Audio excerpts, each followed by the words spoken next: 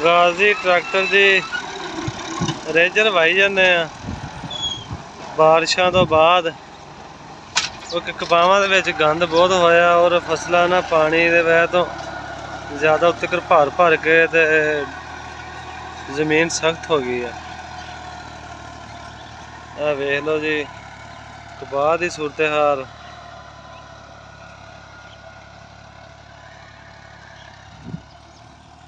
कपावां कद करी जानियां वा, जिहड़ा फुल गुड्डी सी वो सारी एक बारी घिर गई आ तो हुण नवीं फुल गुड्डी शुरू आ।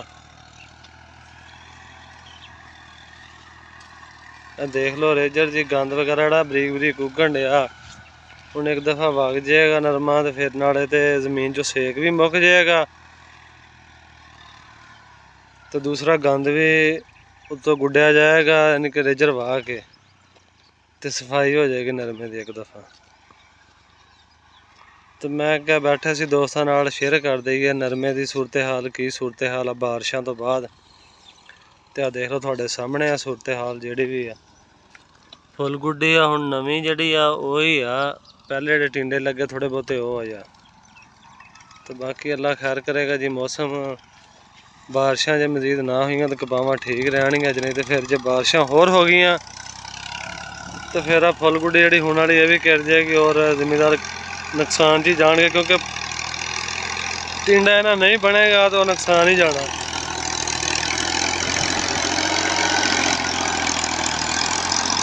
ये 6 मॉडल वाली गाड़ी ट्रैक्टर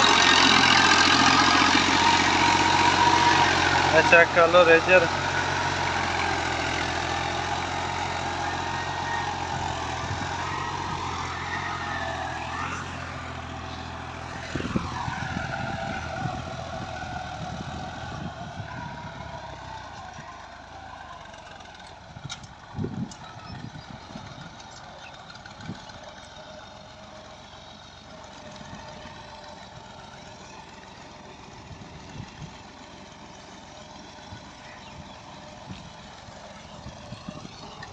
ट्रैक्टर का साउंड वगैरह चेक करियो जी।